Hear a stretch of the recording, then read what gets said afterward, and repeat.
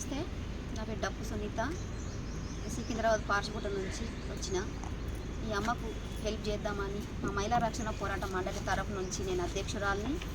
ఈ అమ్మ నా దగ్గరకు వచ్చింది.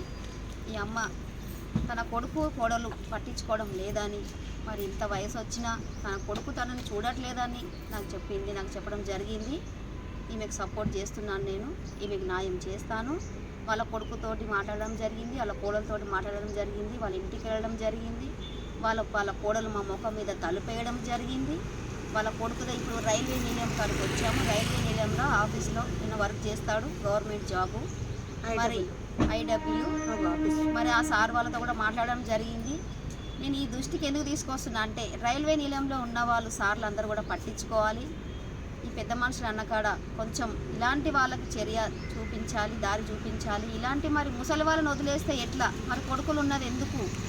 కొడుకులు ఇట్లా తల్లులను వదిలేస్తే మరి తల్లు ఎక్కడ బతుకుతారు, ఎక్కడ బతుకుతారు? మరి దీని మీద రైల్వే నిలయం స్పందించాలి.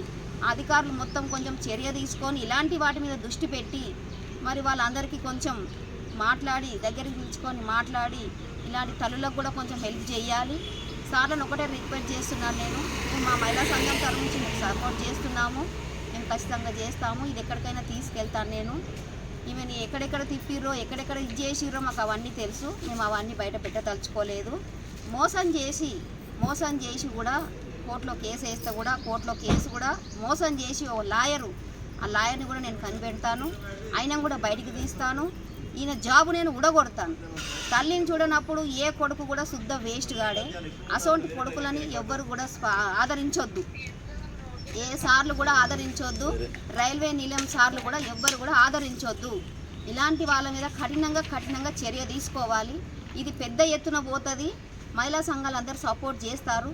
ఇలాంటి వృద్ధులని, ఇట్లా తల్లిని వదిలేస్తే మాత్రం ఖబర్దార్, మంచిగా ఉండదు. మీరు వచ్చి ఖచ్చితంగా స్పందించి మా దగ్గరకు వచ్చి మాట్లాడాలి. నీ తల్లితో నువ్వు మాట్లాడాలి. మేము అన్నది నువ్వు తల్లికి చెయ్యాలి. కంపల్సరీ నువ్వు రావాలి. ఏం పేరమ్మా నీ కొడుకు పేరు? బి శ్రీనివాస్.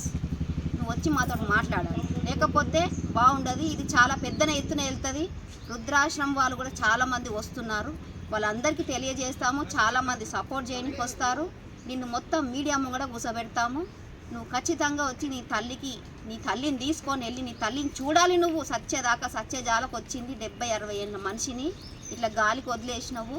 రోడ్లు పట్టుకొని తిరుగుతుంది. నన్ను వెతుక్కుంటూ వచ్చింది నా ఇంటికి. నన్ను వెతుక్కుంటూ వచ్చి నన్ను హెల్ప్ అడిగింది.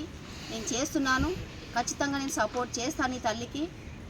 నువ్వైతే స్పందించు. నువ్వు ఒకటి చేసుకో. కన్న తల్లిని బాధ పెట్టినోడు చరిత్రలో బాగుపడలేదు. గుర్తుంచుకో బిడ్డ.